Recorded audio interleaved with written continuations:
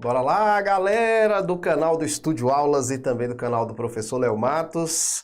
Nós estamos aqui nessa tarde de quinta-feira para falar aí sobre informática para a Prefeitura de Presidente Prudente de São Paulo. Lembrando que a banca é a VUNESP e aqui nós vamos comentar questões da VUNESP, falando também sobre os tópicos, o que é mais cobrado aí na prova da VUNESP para informática, para que você chegue na prova da Prefeitura de Presidente Prudente, que já está com o edital aí, se eu não me engano, hoje foi o último dia de inscrição, já está com o edital e você precisa garantir as 5 questões. Aí eu falo 5 e mostro 10, né? 5 questões na prova de informática. É porque ontem eu estava apresentando outro evento aqui que eram 10 questões, mas na verdade, na prova da Prefeitura de Presidente Prudente, nós vamos ter 5 questões de informática para variados cargos. Então bota aí na tela, vamos dar uma olhadinha aqui no edital de informática para a Prefeitura de Presidente Prudente. Vamos lá, lembrando que a VUNESP ela é uma banca muito diferente aí das outras bancas, tá? Então é muito importante que você estude focado na banca VUNESP. Então é toda essa parte aqui que eu estou destacando de amarelo, ó, é a parte de informática. Então se você olhar ali, ó, tem o Windows 10, sempre cai a matéria de Windows, né, nas provas do sistema operacional Windows. Aqui você encontra o Word, editor de texto, Excel também. Já adiantando para vocês, o Excel é o conteúdo mais cobrado pela VUNESP nas provas, tá? E aqui nós temos aqui o PowerPoint, tá? Aqui temos o PowerPoint 2016. Então você tem que estudar basicamente o sistema operacional Windows da Microsoft e os aplicativos da Microsoft que fazem parte do pacote Office, o Word, Excel e PowerPoint. Além disso, um outro conteúdo muito cobrado também pela VUNESP é a parte de correio eletrônico. Tem aqui correio eletrônico e internet. Não vai precisar saber todos aqueles protocolos de internet que caem muito em rede de computadores. Você vai ter que saber navegação na internet, os principais usos dos navegadores e esses conceitos que ele coloca aqui de URL, sites de busca, enfim. Então essa aqui é a parte de informática que está dentro dos conhecimentos gerais do seu edital, conhecimentos gerais que envolve também língua portuguesa e matemática, tá bom? Então hoje nós vamos fazer o que aqui nessa live aqui, quinta-feira à tarde, para falar da Prefeitura de Presidente Prudente de São Paulo. Nós vamos comentar esses tópicos aí do edital de informática, já fazendo questões da VUNESP, porque no final dessa aula você vai falar assim, opa, agora abriu a minha mente, agora eu já sei o que eu tenho que estudar para essa banca VUNESP aqui, para gabaritar essa prova da Prefeitura de Presidente Prudente. Porque é importante, mesmo que sejam 5 questões, é importante demais que você garanta pelo menos 3 dessas 5 questões.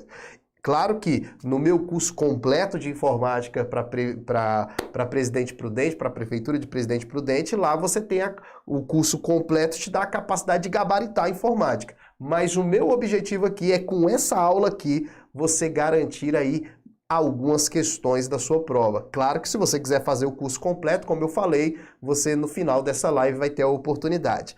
Lembrando que na descrição desse vídeo você vai encontrar o material completo, né, dessa aula aqui que nós estamos tendo, desse aulão aqui, e os links para o meu curso de informática e também o curso dos conhecimentos gerais. Bota aí na tela, vamos começar. Já falamos muito aqui a respeito de como é que vai ser a nossa live e já vamos colocar aqui em prática o que a VUNESP costuma cobrar. Então, dentro de Windows, você tem que lembrar, a primeira coisa aqui, que o Windows ele é o sistema operacional da Microsoft. Então, a função desse sistema operacional aqui é permitir que você use o computador. Por isso que o nome é sistema operacional. Eu só uso o computador por causa do sistema. Sem sistema, o meu computador não vai ter utilidade nenhuma. Então, o sistema ele é a base para que vocês usem o computador. E o que vai cair na nossa prova é o Windows 10, tá bom? Vamos ver como é que a VUNESP trata a matéria de Windows. Vamos lá. Quando estivermos usando o Windows, ele até falha aqui, né? O Windows 2010, não, o Windows 10, né? Ele falha, a VUNESP falhando. Não existe o Windows 2010, existe o Windows 10, né? Ela falhou aqui, eu vou até corrigir. Podemos verificar os aplicativos que estão abertos por onde? Então veja, Quando você está trabalhando no Windows, né? Quando você está trabalhando no Windows, é importante que você tenha a seguinte ideia. Você liga o computador. Quando você liga o computador passa pelo processo chamado de processo de boot, que é o processo de inicialização do sistema operacional, né? Falou na prova, processo de boot. Processo de boot é a inicialização do sistema do seu computador. E aí, quando o sistema operacional é inicializado, ele chega nessa primeira tela aqui para você trabalhar, que vai ter lá o menu iniciar, né? Uma barra aqui embaixo com o menu iniciar, aí vai ter o reloginho lá para você ver o horário que você está trabalhando, enfim. Essa tela inicial é chamada de área de trabalho. Eu creio que todos vocês já sabem isso, tá? Isso aqui é a minha área de trabalho, que vai ter os ícones ali, lixeira, meu computador, enfim, tá? Então isso aqui pode ser chamado de área de trabalho, mas também pode ser chamado de desktop. Quando você está trabalhando aqui, que você já passou pelo processo de inicialização e caiu aqui no desktop, na área de trabalho, a área de trabalho tem algumas partes importantes. Você encontra aqui os ícones, como eu já falei para vocês, né?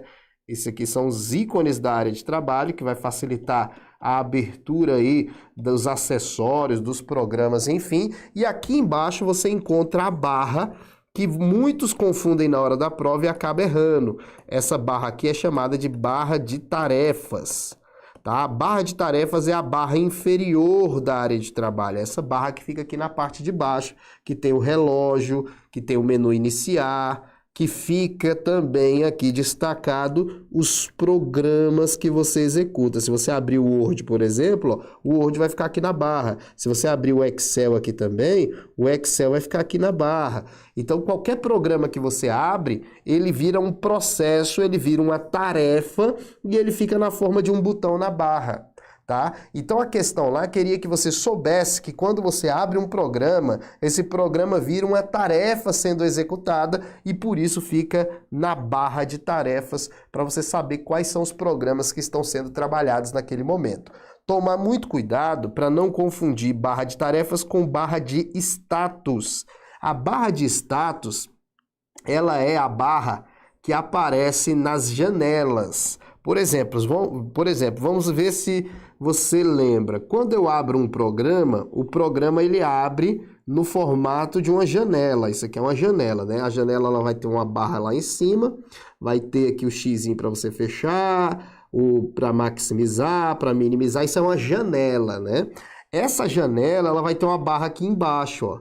Essa barra de baixo que mostra informações sobre o que você está trabalhando. Imagine que você esteja trabalhando, por exemplo, no Word. Aí tem um documento que você está trabalhando aqui e aqui embaixo aparece assim, ó, você está na página 1 de 20 páginas, né?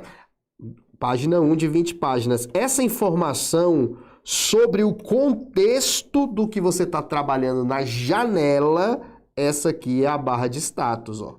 Então, barra de status, ela é a barra inferior de uma janela. Barra de tarefas, ela é a barra inferior da área de trabalho. A barra de tarefas mostra as tarefas que estão em execução, que são os programas, e a barra de status mostra o contexto do que tu está trabalhando naquela janela, naquele programa aberto, tá bom? Então, muito importante agora, se você chegar na prova e ele quiser te confundir, você saiba diferenciar a barra de tarefas de barra de status. Quando a gente volta lá, ele quer saber exatamente isso. Quando estamos utilizando o Windows, podemos verificar os aplicativos que estão abertos. Aí você vai chegar aqui e marcar, ó, barra de tarefas.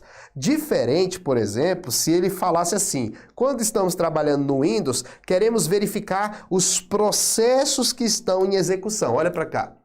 Eu já vou te dar uma dica. O mais importante dessa aula aqui de informática é que eu resolvo a questão, te mostro qual é o conteúdo que vai cair na prova. Eu te falo, ó, vai cair o Windows e a VUNESP costuma cobrar dessa seguinte maneira. Esses aulões aqui são muito importantes para te orientar, para que você escolha realmente o melhor, que você escolha o melhor passo para quando você chegar na prova, acertar as questões e falar, poxa, aquela orientação valeu muito a pena, mesmo sendo uma orientação gratuita, né?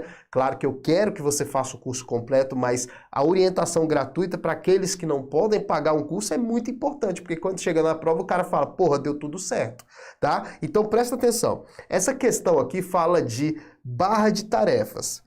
Então, ela fala que a barra de tarefas mostra os programas ali, né, que estão em execução, caso as tarefas que estão ali em execução. Só que se na prova cair assim, qual é a ferramenta do Windows que eu consigo verificar os processos que estão em execução? Para caso um processo desse não esteja respondendo às minhas requisições, ele esteja travando o meu computador, eu consiga finalizá-lo. Eu consigo finalizar esse processo.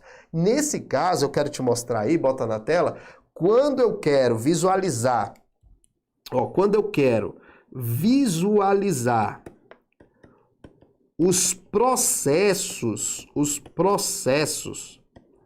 em execução, presta bem atenção, que aqui eu vou te dar uma dica muito importante, né? Várias dicas importantes. Quando eu quero ver os processos em execução, processo, você pode entender programas em execução, eu quero visualizar. Em qual lugar eu tenho que ir? Para fazer essa visualização dos processos que estão em execução, você vai usar um programa que é nativo do Windows, já vem no Windows, chamado de gerenciador de tarefas. Veja, o nome parece muito, barra de tarefas é aquela barra. Gerenciador de tarefas é uma coisa diferente. A barra, ela te mostra o programa que está em execução na forma de um botão. Não na forma de um processo, na forma de um botão. Tanto que você não tem como, né, ali se estiver travando o computador, por aquele botão, gerenciar o funcionamento desse processo, finalizar. Se você quiser finalizar um processo que está em execução, destravar teu computador, você tem que abrir o gerenciador de tarefas. O gerenciador de tarefas, ele vai permitir que você visualize os processos que estão em execução.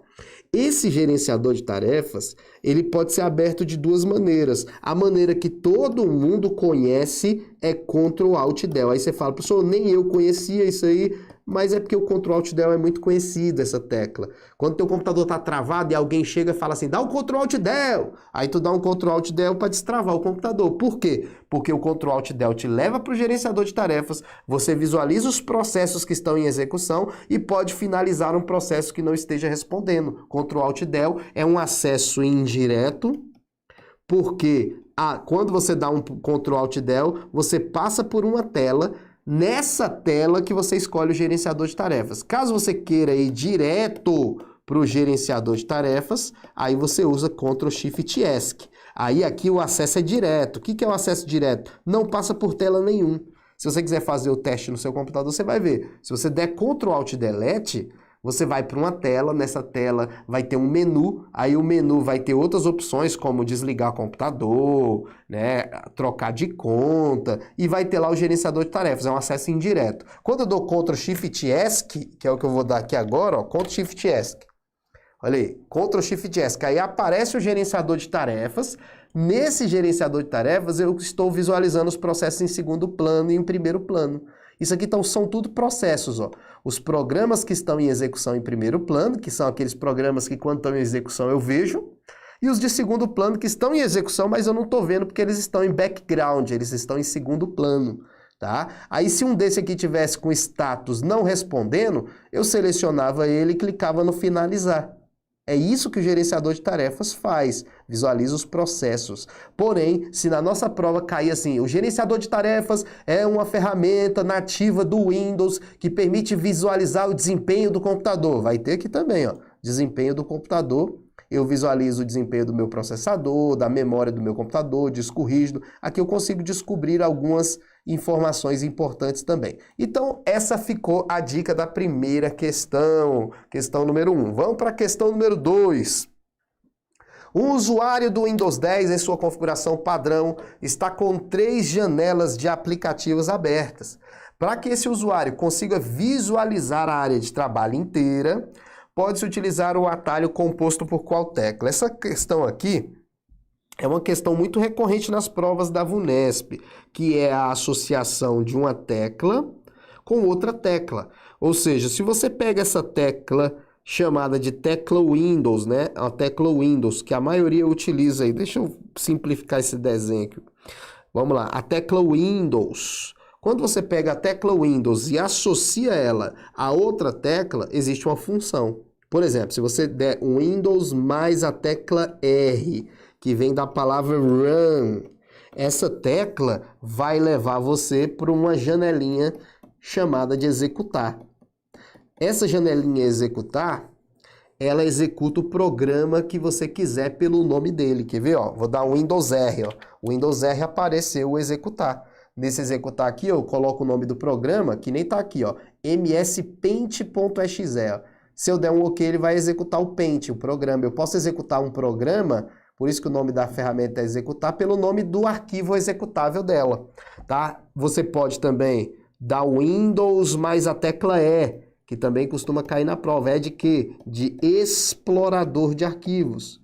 Explorador de arquivos, que é o famoso gerenciador de arquivos e pastas, né? O gerenciador de arquivos e pastas.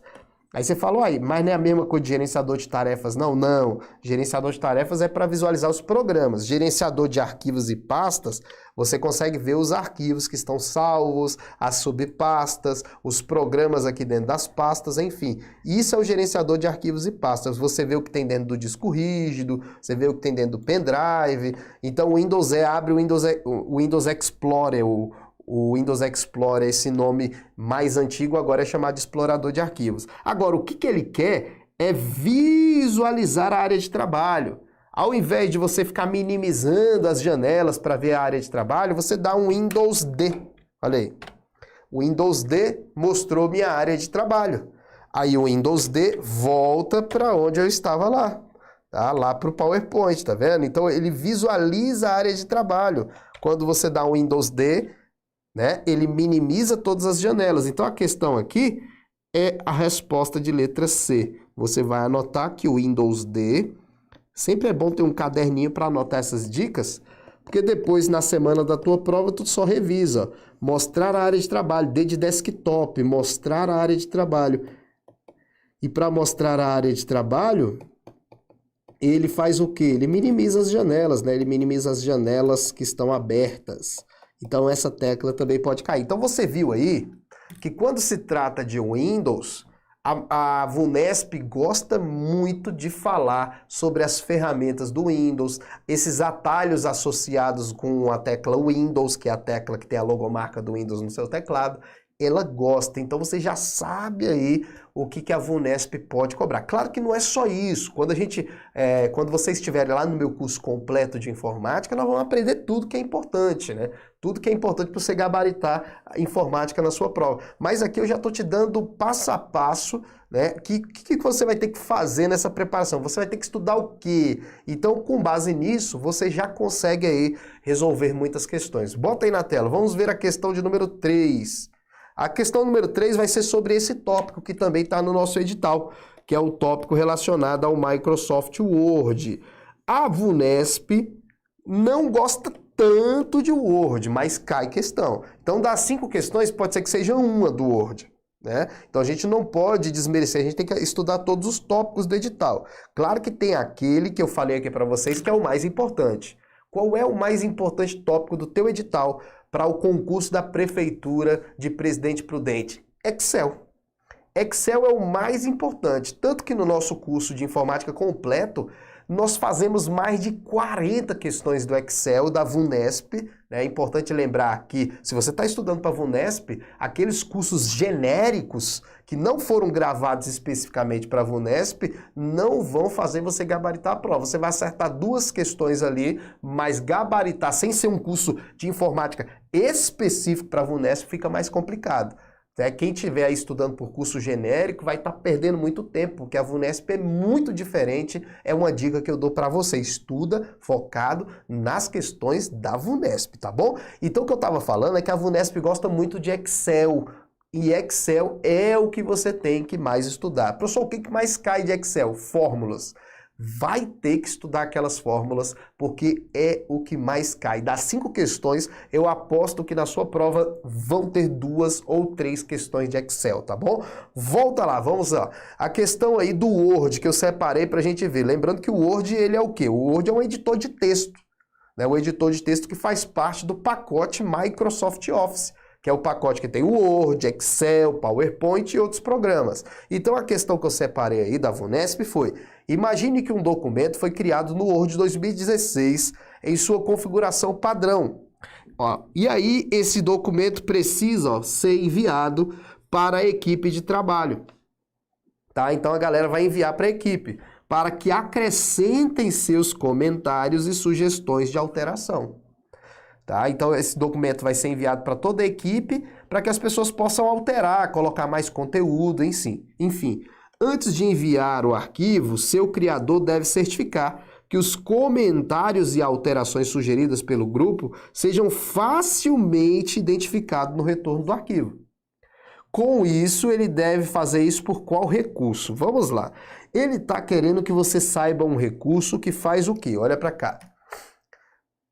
Só para você entender o contexto. Vamos imaginar que você está lá na prefeitura e aí você envia um documento para toda a sua equipe lá que trabalha com você.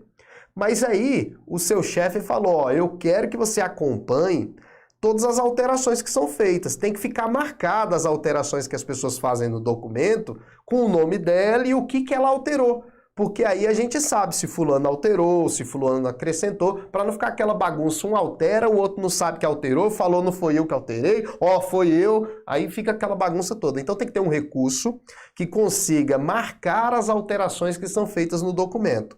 Bota aí na tela. O recurso que ele queria que você soubesse aí é essa ferramenta aqui, ó.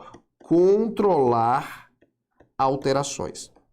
Essa ferramenta, controlar alterações, ela tem um objetivo. Qualquer ferramenta tem objetivo, né? Qual é o objetivo dessa ferramenta aqui?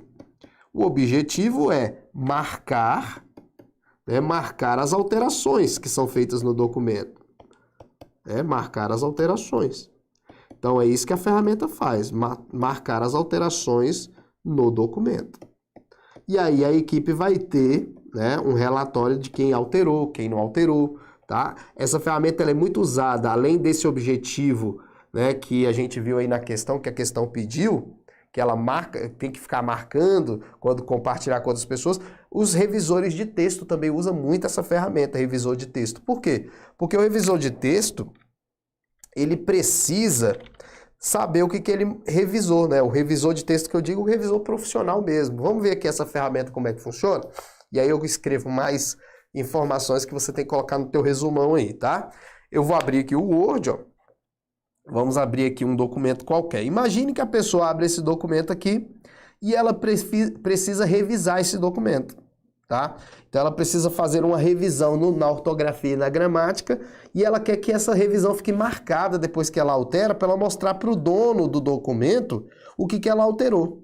Então vamos fazer um exemplo aqui, ó. Vou pegar aqui a ferramenta, vou mostrar qual é o acesso da ferramenta.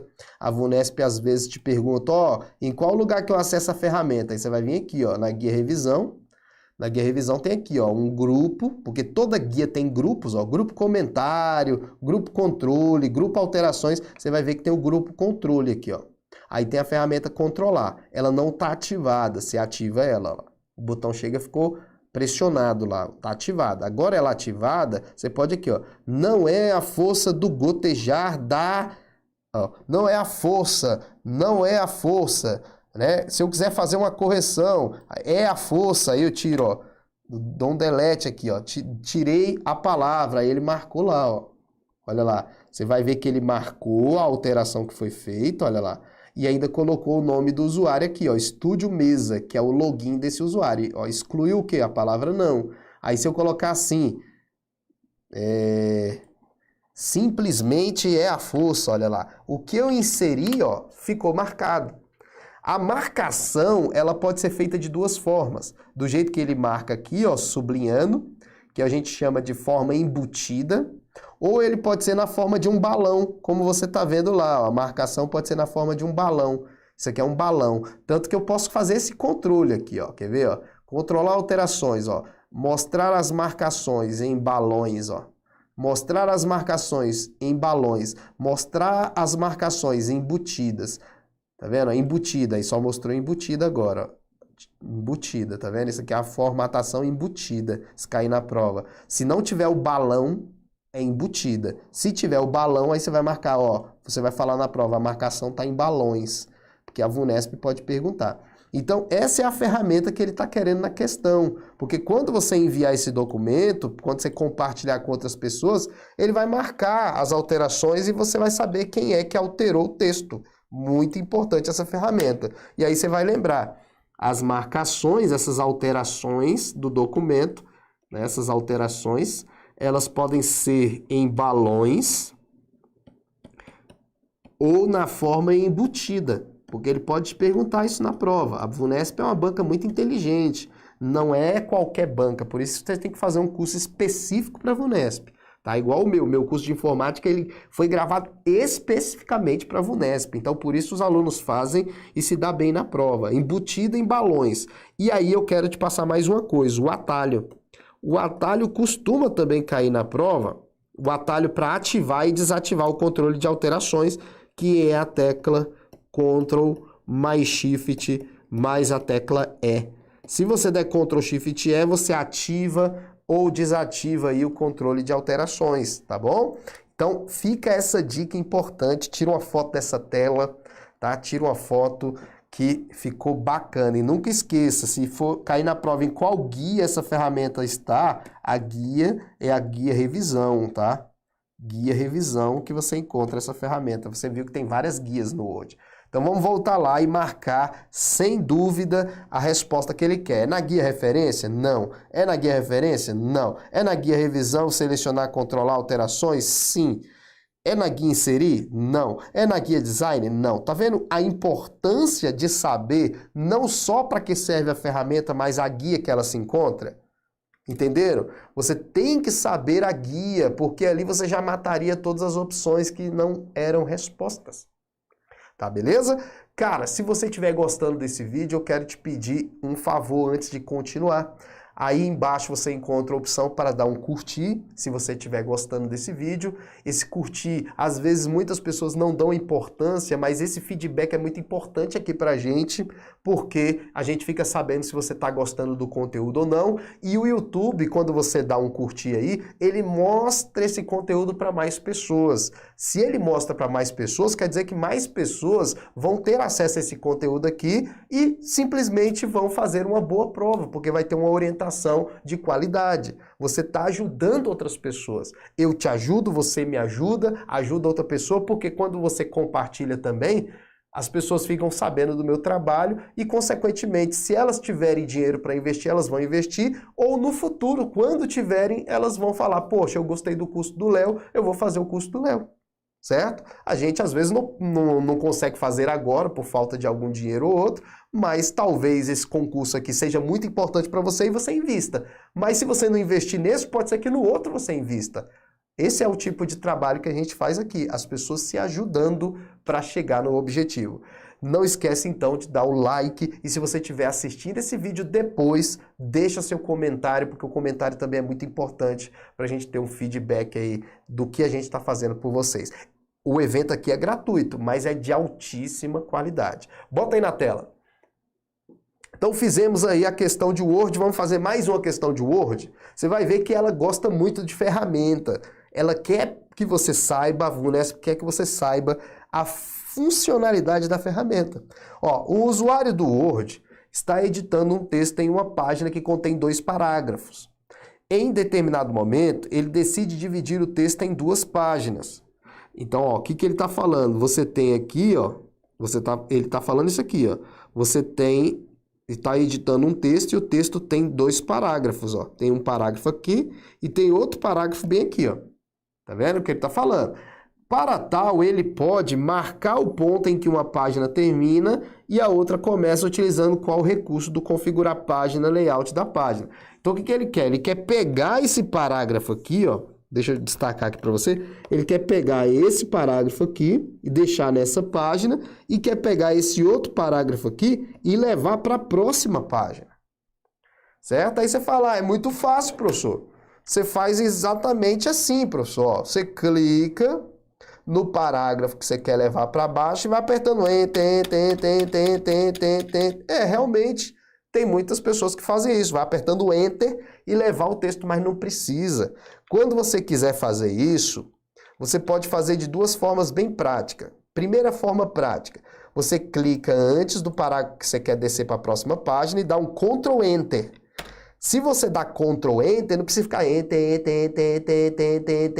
não precisa. Você só dá um Ctrl Enter. Uma vez no curso presencial aqui, né? No curso presencial aqui em Brasília, eu falei, galera, ao invés de dar Enter, você aperta o Enter uma vez. Aí um aluno levantou a mão, eu faço assim, eu só aperto uma vez e seguro. Ó. Aí eu falei, não, pô. Uma vez segurando o Ctrl Enter. Ele insere uma quebra de página. E a outra opção, bota aí na tela, a outra opção para você fazer isso é na guia Layout. Ó. Na guia Layout, daqui a pouco nós vamos anotar tudo isso que eu estou falando, hein? Ó, na guia Layout, eu tenho a opção quebra. Aí vai ter aqui, ó, quebra de página. E aí, para te dar uma dica legal para sua prova, tem quebra de página, que você já aprendeu para que serve, e quebra de seção, que eu vou te explicar agora o que é. Então, toma muito cuidado, porque na hora da prova, você tem quebra. Você tem quebra.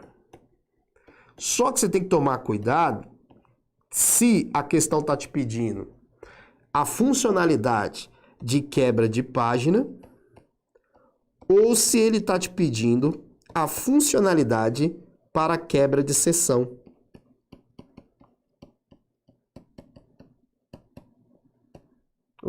Vamos lá. Tirar esse D aqui, ficou feio, né? Quebra de página. Quebra... Ué, tava certo, né? Quebra de página, tava certo. E quebra de seção. Para que serve a quebra de página? A quebra de página serve para levar o texto de uma página para outra.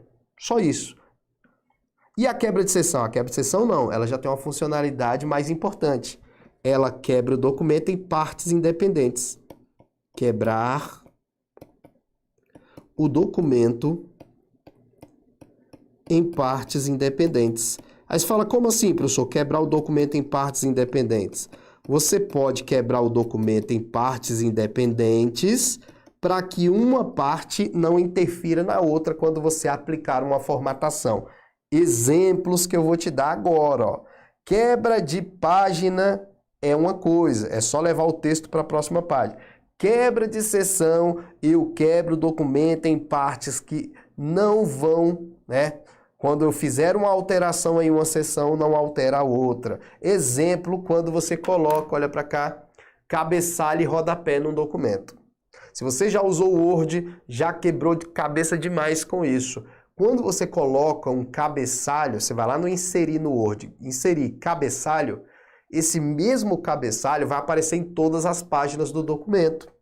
E aí você fala, poxa, mas essa página eu não queria o cabeçalho. Aí você vai lá e tira o cabeçalho da página. Quando você tira o cabeçalho da página, tira de todas as páginas, porque as páginas fazem parte de um mesmo documento. Se eu quero ter cabeçalhos diferentes, ou quero deixar uma página sem cabeçalho, umas duas sem cabeçalho, ou quero ter um cabeçalho diferente do outro, porque se eu alterar o cabeçalho, altera tudo, eu tenho que quebrar o meu documento em partes que possam sofrer alterações de forma independente. Eu faria isso ali, ó, bota na tela. Eu colocaria as páginas assim, ó. Essas duas primeiras páginas eu quero informática. E essas outras duas eu quero direito penal. Então, eu clico aqui no final da última página e insiro uma quebra de seção. Aí essas duas páginas ficam em uma seção e essas outras duas páginas ficam na seção 2. Aí eu posso alterar o cabeçalho aqui sem alterar da seção, porque elas são independentes. Nesse caso, eu inseriria uma quebra de seção para que a próxima página seja uma nova seção aí. Certo? E tem essa opção? Tem. Né? Olha aí um outro exemplo. Ó. Eu quero deixar a primeira página deitada e as outras em pés. Tá vendo? Ó, quebra de seção, porque senão, se você não fizer isso, quando você colocar paisagem, fica paisagem em tudo. Agora, esse aí já é um outro exemplo. Ó. Eu quero colocar coluna aqui, mas não quero que a tabela entre dentro da coluna. E quero colocar a coluna aqui. Então, se eu colocar seção aqui, essa parte em uma seção, eu posso colocar coluna sem interferir na tabela. Nesse caso, existe uma quebra diferente, porque a quebra desse exemplo aqui, ó, eu coloco o ponto de inserção e digo, Word, a próxima página é uma nova seção. O Word, a nova página, insere uma quebra para que a nova página seja uma nova seção, para que a próxima página. Então aqui nós estamos diante de uma quebra de seção para que a próxima página esteja na nova seção. Aqui não. Aqui eu não posso colocar o ponto de inserção aqui e dizer, ó, a próxima página vai ser uma nova seção. Não, eu quero quebrar a seção aqui dentro da mesma página. Nesse caso, a quebra de seção aqui é contínua. Então, quebra de seção contínua é você quebrar a seção dentro da mesma página. Eu tenho 3 seções aqui dentro da mesma página. Então, vamos fazer o seguinte, dá uma olhada para cá. O que você tem que anotar no seu resumão aí? Primeira coisa, quebra de página é o quê? É levar o texto para a próxima página. Quebra de seção é para quê? Quebrar o documento em partes independentes.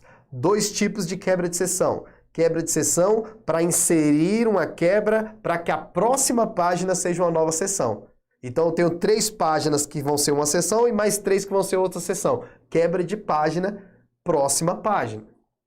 Agora, se eu quero quebrar a seção dentro da mesma página, aí já não pode ser quebra de seção próxima página. A quebra de seção é contínua. Se na sua prova cair o que é quebra de seção contínua, você vai marcar a opção que diz assim, é quebrar a seção dentro da mesma página. É dentro de uma mesma página, não dentro de um mesmo documento, dentro de uma mesma página, eu quebrar a seção, eu ter mais de uma seção. Então, voltando lá, a questão aqui, claro, ele diz que é para levar um parágrafo para a próxima página. Ele não pede para quebrar seção, ele pede para quebrar página.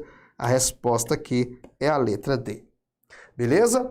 Vamos lá. E no Excel, o que é cobrado? Como eu falei, tem todo esse conteúdo aí de Excel previsto no seu edital. No nosso curso nós vamos ver tudo isso aí. Mas o que é mais cobrado, né? O que a VUNESP gosta muito são as funções, as fórmulas, que no nosso curso completo de informática, que inclusive o link está na descrição desse vídeo, nós vamos ver tudo que vai fazer você acertar as 5 questões da prova da prefeitura aí que você vai fazer, tá bom? Lembrando que, olha para cá, eu quero te falar uma coisa antes de continuar aqui, que é o seguinte, veja bem, na descrição desse vídeo você tem o material dessa aula, caso você queira baixar. Na descrição desse vídeo você tem o link do meu curso de informática completo. Se você tiver um dinheirinho aí para investir, tá muito barato, tá R$ 89. R$ 89, valor de McDonald's. Você vai no McDonald's com seu amigo, você gasta R$ 80, R$ 89. Isso aqui para você acertar as 5 questões da prova. O link do curso completo de informática está na descrição. Se você está gostando dessa aula e você fala, pô, eu quero acertar 5 questões, essa aula aqui, esse aulão aqui, já vai fazer você acertar questões. Gabaritar é meio difícil porque a gente não consegue ver todo o conteúdo no aulão, mas o curso faz você gabaritar. Aí você fala, professor, eu conheço o Estúdio Aulas, não tem um curso mais completo, não só... É porque informática, beleza, mas eu quero mais. Eu quero, por exemplo, o curso dos conhecimentos comuns. Os conhecimentos comuns, você tem português, você tem informática e você tem matemática. E outros cargos têm raciocínio lógico.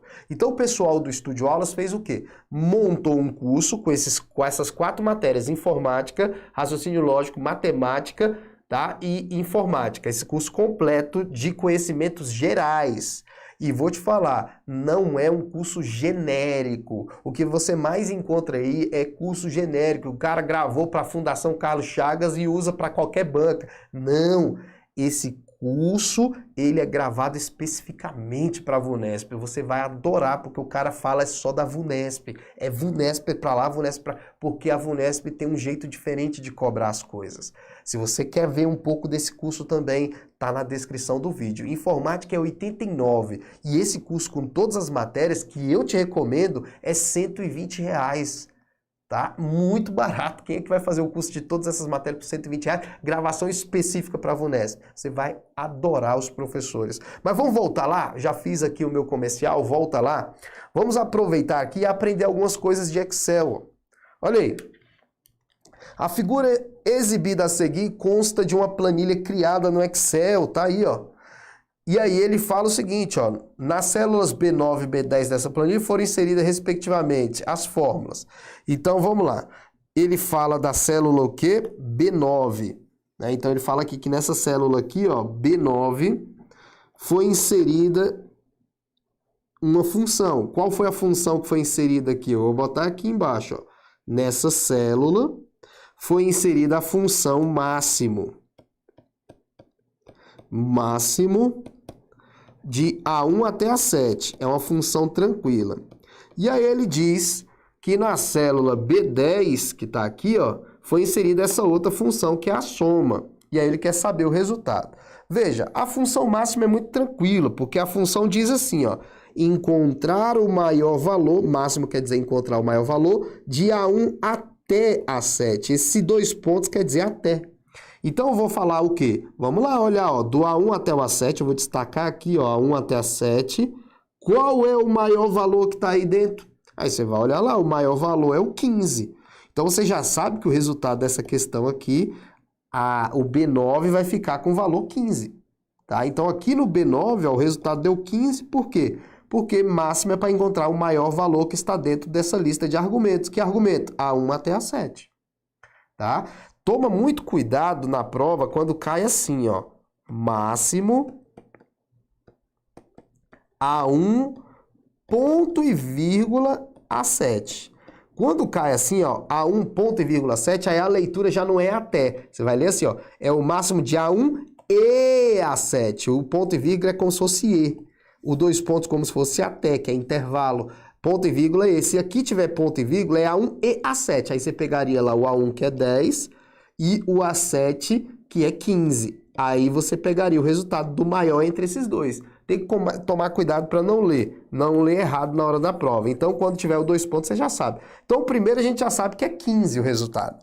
E agora, o outro, que é a soma. Vamos ver o outro aqui, ó. A soma também é muito tranquila essa questão aqui. Ó, A1, 2 pontos, A7. É a soma, somar os valores que estão dentro dos parênteses, A1 até A7. Você vai somar todos aqueles valores lá, ó. Não é A1 e A7. Se fosse ponto e vírgula, era E. Ali é somar todos. Então, você vai somar aqui, ó. Aqui vai dar 10, aqui vai dar mais 10, vai dar 20, aqui vai dar 25, 29, aí 29 vai dar 29 dá 38, 38 mais 15, vamos lá fazer aqui rapidinho, 38 mais 15, 8 mais 5, 13, né? Aí entrou aqui, ó lá, 40, 53. Então, a soma de todos aqueles valores lá deu 53, ó. A resposta é essa ali, ó, que tem 15 e 53, resposta de letra D. D de dado. Então, foi uma questão tranquila. Por quê? Porque caiu uma funçãozinha soma fácil e a função máximo. Nunca esqueça que pode cair também a função mínimo. Então, vamos imaginar que eu tenho uma tabela aqui, ó. Aproveita essas explicações de Excel, eu adoro Excel, quem já assistiu minhas aulas de Excel aí sabe do que eu estou falando, e eu gosto muito de ensinar Excel. O meu curso mesmo de informática completa aí para a prefeitura, vocês vão gostar muito, porque eu faço muitos exercícios de Excel, a gente cerca a banca, ó. Mínimo de A1 e A2, vou botar assim, e vou botar mínimo. Se máximo é o maior valor, mínimo é o menor valor. Eu vou botar mínimo de A1 até A4. Então, veja, a leitura do de cima é qual é o menor valor de A1 e A2. Aí você pega A1 é 10. Olha lá, A1 é 10. A2 é 5. Quem é o menor dos dois? 10 ou 5? 5. Resultado 5, que é o menor. Menor entre 10 e 5 é 5. Agora, se fosse o mínimo de A1 até A1 até A4, também daria 5, né? Olha lá, A1 até A4. A1 até A4, o que é A1 até A4? A1 até A4 é isso aqui, ó. Quem é o menor de todos eles aí, de A1 até A4? O 5 também. Então, aqui também daria 5, mas a leitura do de cima é diferente da leitura do de baixo. Vamos lá para a questão número 6, já uma questão um pouquinho mais difícil.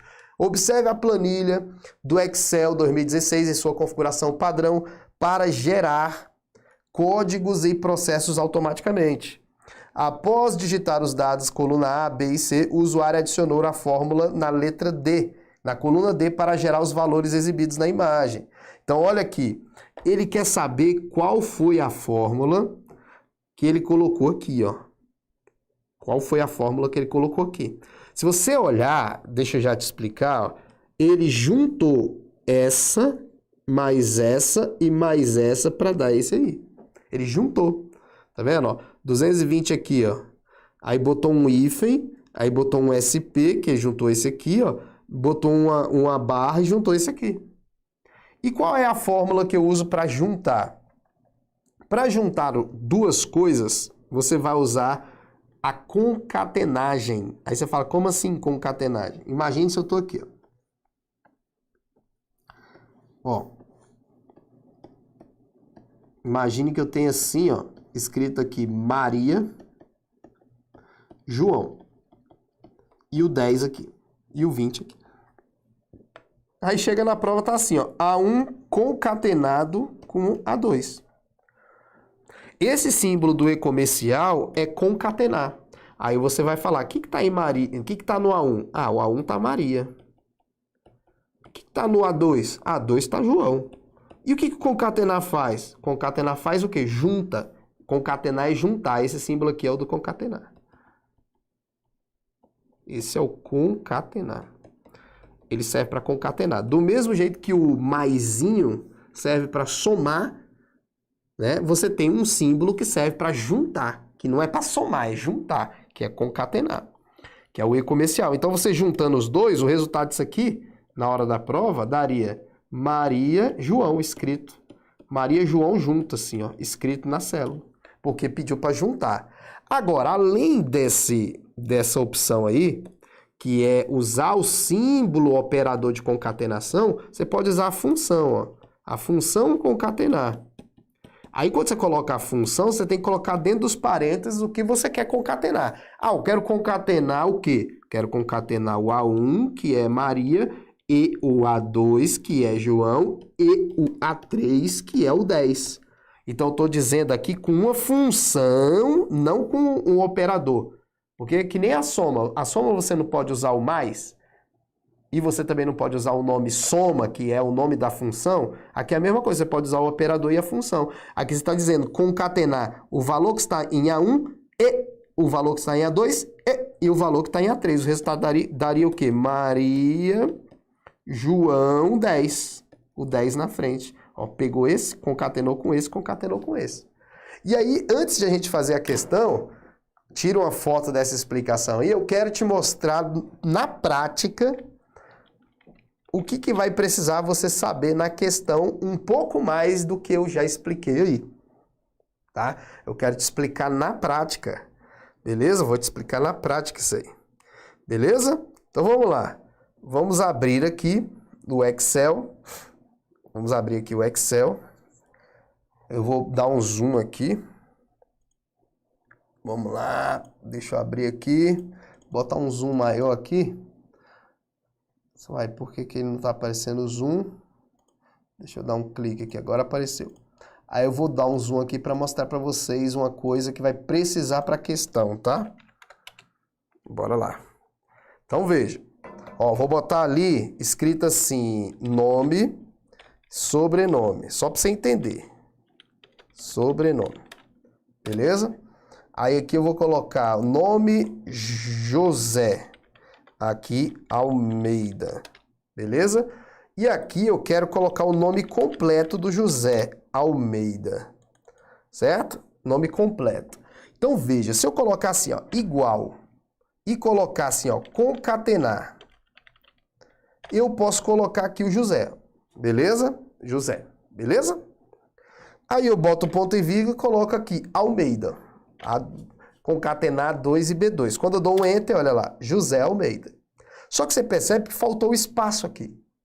Então, o que você tem que dizer aqui para o Excel? Excel, pegue o A2, beleza, Excel? Pega o A2, concatena com espaço, aí o espaço você vai escrever assim, ó, abre aspas, espaço, fecha aspas e bota o ponto e vírgula. Você está dizendo agora para o Excel assim, Excel, pega o A2, que é José, concatena com esse espaço, ó, concatenar o A2 e o espaço que está aqui dentro, ó, e o B2, que é o Almeida. Tanto que se eu colocar aqui alguma coisa aqui dentro, vamos botar uns tracinhos aqui dentro. Em vez do espaço, ó, ele vai botar os tracinhos lá entre Almeida. Ó.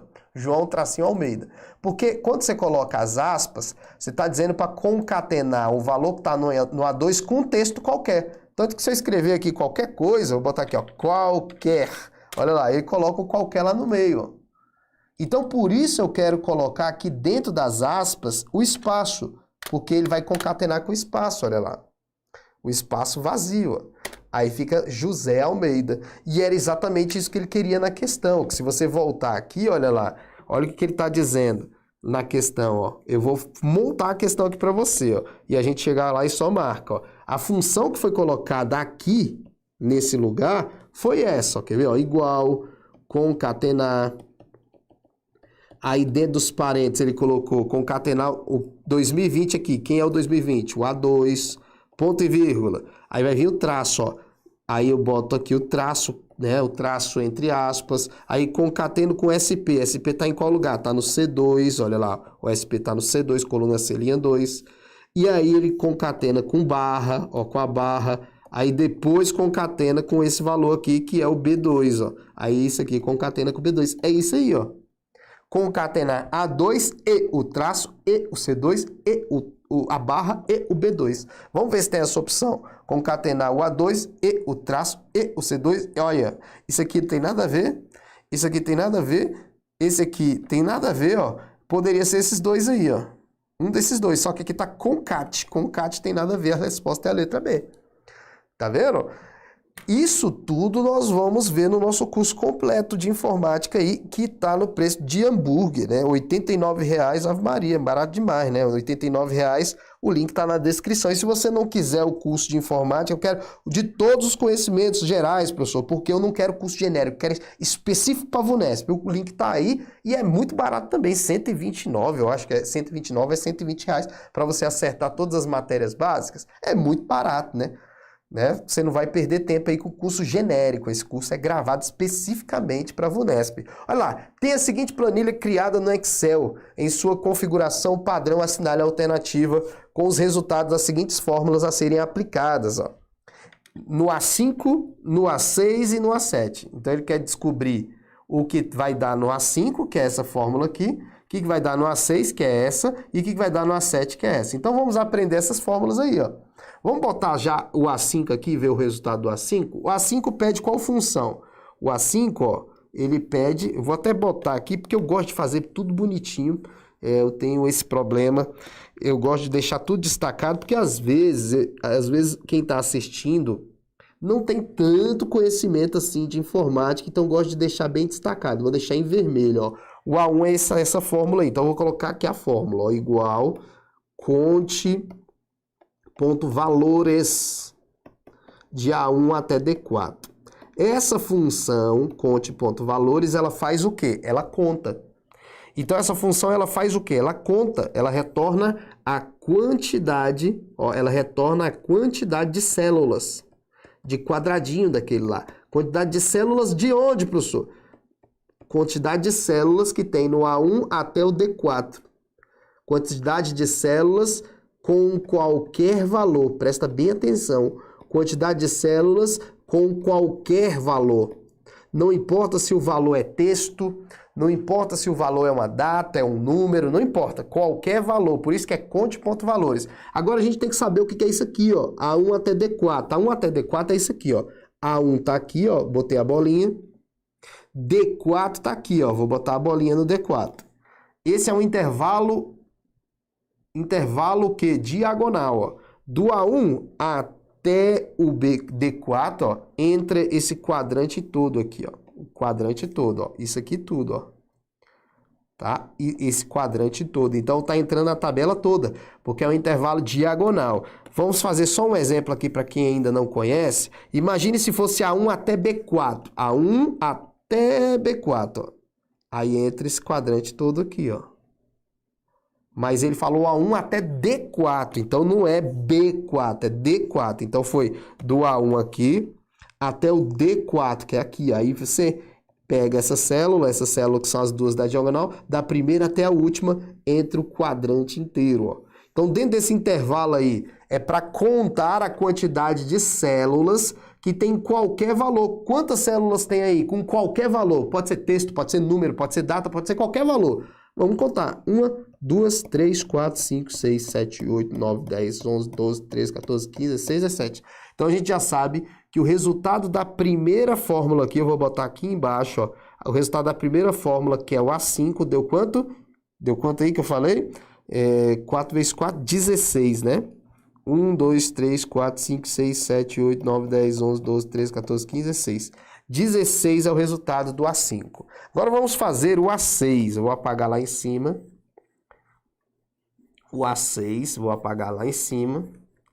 E agora vamos fazer o A6. O A6 eu vou destacar de uma outra cor aqui, para ficar tudo organizado, para depois tu tirar uma foto. O A6, a fórmula é essa aqui, ó. Conte.num. E aí você já percebe uma coisa. Enquanto o conte.valores conta qualquer valor, o conte.num, ele é específico. Porque aqui está dizendo contar números e não valores. Valores é qualquer valor, texto, data, número, qualquer coisa. Agora, conte.num é só contar a quantidade de valores numéricos. Só numérico, tá? Então, imagine uma situação dessa aqui, só para você entender, ó. Imagine uma situação que eu tenha... Imagine uma situação que eu tenha escrito assim, Léo, VUNESP, 10 e 20. Aí você tem aqui, ó, conte.valores. Valores quer dizer qualquer valor. Então, do A1 até o A4, contar qualquer valor. 1, 2, 3, 4. Daí é 4. Mas, no caso, se caísse na prova conte.num, de A1 até A4, aí só contaria número. Aí o Léo e a VUNESP lá não entra, porque aquilo ali é texto. Aí só ia contar o 10 e o 20, que daria 2 células com número. Tá vendo que é diferente essas duas funções? Tá? Então, quando eu volto lá, conta aí dentro de A1 até D4, quantos números tem. Aí você fala, ah, professor, 16. 16. Todos ali são números. Então, vai dar o mesmo resultado aqui no A6. Vai dar 16 também. Porque, nesse caso aí, tudo é número. Então, não vai ter diferença nenhuma. Agora, a última, para a gente matar a questão aqui. Matar a questão. A última, olha lá. A7, vamos destacar aqui o A7. A7 está aqui, beleza? E o A7 diz o quê? O A7 pega a função contar ponto vazio. Essa função é muito simples. O que é contar ponto vazio? Contar as células vazias de A1 até D4. Tem alguma célula vazia lá? Não tem. Então, o A7 aqui é 0, porque não tem nenhuma célula vazia lá. Todas as células têm preenchimento. Contar ponto vazio é contar células vazias. Não tem nenhuma vazia, olha lá. Não tem nenhuma. Então, ficou 16, 16, 0. 16, 16, 0, letra D. Tá vendo? 16, 16, 0, letra D. Mais uma questão de Excel. Aí você fala, professor, você está resolvendo muitas questões de Excel, né? Claro, meu amigo. Olha para cá. A gente acabou de ver, durante essa aula, que o tópico mais importante para a VUNESP é Excel. Você vai ter 2 questões de Excel na prova. 2 ou 3, né? A gente não sabe o que é examinador, mas a VUNESP cobra muito Excel. Por isso, no nosso curso completo de informática, tem uma porrada de exercícios da VUNESP para a gente resolver. Bota aí na tela, vamos lá. Olha a questão de número 8. Observe a planilha. Aí ele já pede para você saber o resultado dessa função. Essa função é diferente da função máximo. Presta atenção, ó. Falei para vocês, é uma aula gratuita, mas é uma aula de qualidade. Olha aí, vou botar alguns valores aqui, ó, E vou te falar, ó, a função que nós aprendemos hoje foi essa aqui. Máximo de A1 até A4. Essa função máximo, essa aqui, ó, ela acha o maior valor desse intervalo aqui. Isso aqui é um intervalo. Só que essa função só acha o maior. O maior desse intervalo é quanto? 100. Agora, se eu quisesse achar o segundo maior valor, aí eu não posso usar máximo, porque máximo só encontra o maior, não encontra o segundo maior, o terceiro maior, o quarto maior. Aí, nesse caso, entra essa função aqui, porque essa função, ela pede para você especificar qual é o intervalo que você quer encontrar o maior e qual é a posição do maior. Por exemplo, se eu colocar aqui 3, eu estou dizendo Excel acha do A1 até o A4, ou seja, acha dentro desse intervalo aquele que estiver na posição de número 3, ou seja, aquele que for o terceiro maior valor. Aí você falou, pô, o maior é o 100. O segundo maior é o 40. O terceiro maior é quem? O 20. Resultado 20. Enquanto o máximo encontra só o maior, ele me pede apenas o argumento intervalo, a função maior, ela não me pede só o intervalo. Se eu colocar só o intervalo, dá erro. Eu tenho que dizer o intervalo e tenho que dizer a posição do maior valor que eu quero. Ou seja, eu tenho que colocar 2 argumentos aqui. Tanto que se na prova cair só assim, ó, maior de A1 até A4, isso aqui vai estar errado na prova, isso aqui não existe. Isso aqui não existe, porque não posso colocar só o intervalo. Tá? Não existe. Então, quando eu voltar lá, a função pede aqui, ó, o quinto maior valor, ó. Quinto maior valor de A1 até D3, você já sabe, A1 até D3, intervalo diagonal entre o quadrante inteiro. Intervalo diagonal entre o quadrante inteiro. Dentro desse quadrante inteiro, quem é o quinto maior valor? Você vai lá, ó, observação, ó. Primeiro maior valor é o 9. Segundo maior valor, o 8, ó. Terceiro maior valor, o 7. Quarto maior valor, aí você fala, o 6. Não. O 7, de novo, ó. Quarto maior valor é o 7, porque o 7 aparece 2 vezes, ó. Quarto maior valor, o 7. Não cai nesse peguinha, não. E o quinto maior valor, aí sim é o 6, ó. O resultado aqui do quinto maior valor é o 6. Se você não sabe que os valores duplicados contam, você marcaria errado. Porque, ó, o 9 é o maior, o 8 é o segundo maior, o 7 é o terceiro maior, o 7 é o quarto maior, o 6 é o quinto maior. Tá vendo? Ó? Então, esse é o primeiro, esse é o segundo, esse é o terceiro, o 7 duplicou é o quarto e o quinto é o 6. Então, a resposta aqui, letra D, 6.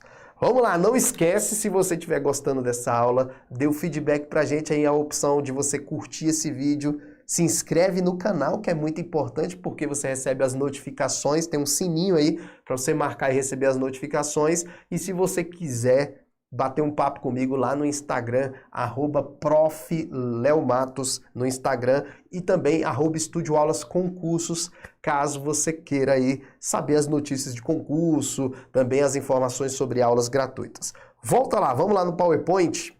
Olha lá, o PowerPoint também está no edital. Vamos ver aqui como é que caiu a questão de número 9. Observe o painel de slides exibido a seguir, que mostra os 5 slides existentes em uma apresentação elaborada por meio do PowerPoint em sua configuração padrão. Ao pressionar o F5 para iniciar o modo de apresentação, o primeiro slide a ser apresentado é qual? Primeira coisa que eu quero te mostrar é o seguinte, ó. Vou te mostrar na prática aqui, ó. Eu vou sair aqui da apresentação. Ó, eu tenho uma apresentação aqui de 27 slides. Se eu apertar F5 ele vai apresentar do primeiro slide, ó. Tá vendo? Ó, F5 apresenta em tela cheia do primeiro slide. Quando eu quero apresentar do slide que eu tô, vamos lá, eu tô lá na questão de número 9, eu acho. Eu tô aqui, né? Questão número 9. Se eu quero apresentar daí para frente, eu tenho que dar Shift F5. Ó. Então, o que você já acabou de aprender? F5 é a apresentação em tela inteira, sempre do primeiro slide. Se eu quero do slide atual, é Shift mais F5. Aí esse aqui é slide atual. Beleza. Só que essa questão ela era um pouco maldosa, porque você tinha que observar aqui nos slides, ó. Tem quantos slides lá? 5. Tá vendo? Tem 5 lá, só que esse aqui, ó, tá oculto, esse tá oculto e esse aqui tá oculto. Tá vendo lá, ó? O 1 tá oculto, o 2 tá oculto, o 3 não tá oculto e o 4 não tá oculto. E o 5 tá oculto. Aí você fala, como é que tá oculto? O que é oculto, professor? Ele não aparece. Por exemplo, deixa eu te mostrar aqui o que é interessante. Ele não tá aparecendo, é assim, ó. Aqui minha apresentação, ó, tem um monte de slide. Aí vamos imaginar a seguinte situação. Você fala, eu quero deletar esse slide aqui porque eu não quero que ele apresente esse slide aqui. Se você quiser excluir esse slide da apresentação, é só dar um delete. Olha lá, deletei e sumiu. Ele não vai apresentar.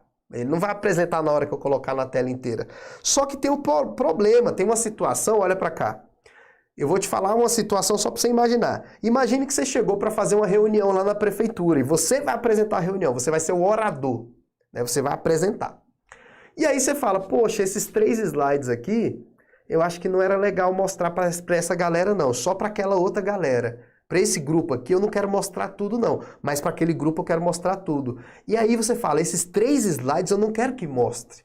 Se você deletar, aí você não vai conseguir mostrar esses 3 para as outras pessoas que deveriam ver os 3. Então uma opção de você não mostrar esses slides na hora que estiver apresentando sem excluir é ocultar. Olha lá, você oculta, olha aqui, ó, você chega aqui, ó, botão direito, eu não quero mostrar isso aqui.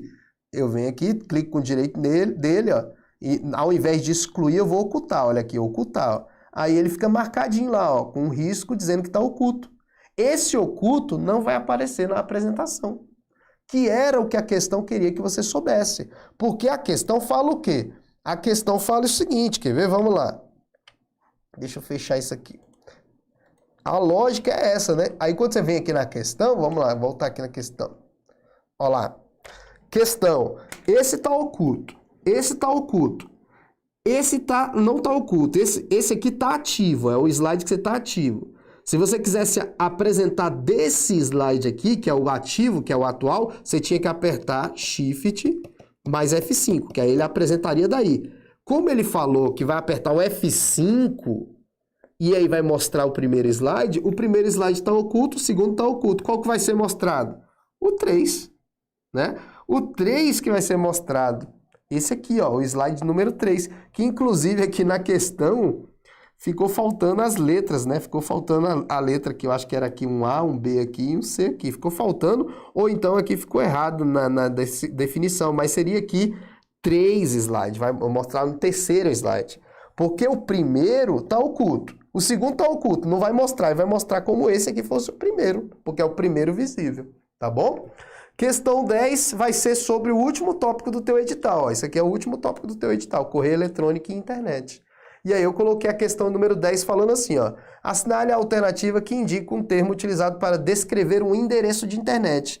Quando eu tenho endereço de internet, que é isso aqui, ó, http://uol.com.br, isso aqui é o que a gente chama de URL, que é o endereço de localização do objeto dentro do seu respectivo servidor. Isso é um endereço URL, é isso que ele queria saber, tá? Dentro do endereço URL, você tem aqui o protocolo, né? O protocolo que está sendo utilizado. Aqui você vai ter o domínio do servidor, ó, domínio do servidor. Isso aqui é um domínio do servidor, que é o nome do servidor que vai estar armazenado no site do UOL. E se você tiver uma continuação aqui, ó, /fut, /mengão, para você que é flamenguista aí, .html, né, tirar esse acento aqui, ó, mengão.html. Aí você tem aqui o domínio do servidor, que é o nome do servidor que está armazenado nessa pasta, que é fut, e dentro dessa pasta tem o objeto que essa URL está localizando. Isso aqui é um localizador de objetos dentro do servidor. E aí o objeto é qual? O objeto é esse aqui, ó, mengão.html, que é uma página que está sendo localizada. O objeto. Então a resposta aqui é a letra D, URL. E a 11 é bem tranquila. Ao se preparar uma mensagem para o envio por e-mail de um correio eletrônico, é correto afirmar o quê? Tá? Veja. Campo CC e CCO são ambos obrigatórios? Não, nenhum dos dois são obrigatórios. Se você vai enviar um e-mail, vamos imaginar lá que tem lá o para, aí tem o CC, o CCO e o assunto. Nenhum campo desses é obrigatório. Nenhum, nem o para, nem o CC, nem o CCO e nem o assunto. O assunto é recomendado que você coloque um assunto na hora que está digitando o e-mail, porque senão a pessoa nem abre às vezes, porque está lá sem título, sem assunto, aí o cara não abre. Assunto é recomendado. Não é obrigatório, mas é recomendado. O para não é obrigatório, o CC não é obrigatório, nem o CCO. Pelo menos um é obrigatório. Você não pode enviar um e-mail sem colocar para quem vai. Mas nenhum é obrigatório. Eu poderia colocar o Léo aqui no para e deixar os outros em branco. Eu poderia colocar o Léo aqui no CC e deixar os outros em branco. Qualquer um você pode preencher. Então nenhum é obrigatório. Um deles é obrigatório, mas nenhum é obrigatório. Entendeu a lógica? Aí se eu colocar aqui Léo, aí ponto e vírgula, João, claro que teria que ser o e-mail, né, gente? Ponto e vírgula, Alexandre, aí ponto e vírgula aqui, teria que ser o e-mail, viu, gente? No CC eu botar aqui o José, e aí botar aqui no CCO o Carlos. Quantas pessoas vão receber esse e-mail? Léo, João, Alexandre, José e Carlos. 1, 2, 3, 4, 5 destinatários. 5 destinatários. Todos vão receber o e-mail. E a diferença entre eles é o CCO. O CCO, o Carlos, que está no CCO, ele é um destinatário oculto. O que é um destinatário oculto? É um cara que ninguém vai saber que ele recebeu. Léo vai saber que o João recebeu, o Alexandre vai saber que o Léo recebeu, o João vai saber que o José recebeu, o José vai saber... Porque no cabeçalho do e-mail que eles receberem, vai ter o e-mail de todo mundo que recebeu, menos o do Carlos. Porque o Carlos está como destinatário oculto. Tá bom? Então, quando eu volto lá, os campos não são obrigatórios. O campo assunto é obrigatório? Não. O campo para CC são ambos obrigatórios? Não. Pelo menos um dos campos para CC ou CCO deve ser especificado? Sim. O campo CCO é obrigatório? Não. Tá vendo? A resposta é a letra D. Veja, é uma banca diferenciada? É. A VUNESP é uma banca diferente das outras? Sim. Tenho que estudar certo para a VUNESP? Sim, senão você vai perder tempo e não vai passar nessa prova. Não pode ser curso genérico. Então, cara, você viu que a VUNESP é diferente, mas ela não é esse bicho de 7 cabeças. Por isso que eu te convido a dar uma olhada nesses 2 links que estão na descrição. Se você quer realmente gabaritar essa prova, você não quer perder tempo, o link está na descrição do meu curso completo de informática, R$ 89,00, valor de McDonald's, e o link dos conhecimentos básicos, conhecimentos comuns, que é português, matemática, informática e raciocínio lógico, que está por 120, com gravação específica, você não vai encontrar em lugar nenhum, tá? Então, galera, quero te agradecer a presença aí, você que estava ao vivo, você que está assistindo esse vídeo depois, como eu já te pedi, compartilha com a galera, vamos ajudar as outras pessoas, dá um like, deixa seu comentário aí, o que você achou da aula, e a gente tá junto aí até a sua aprovação. Abraço aí e até a próxima.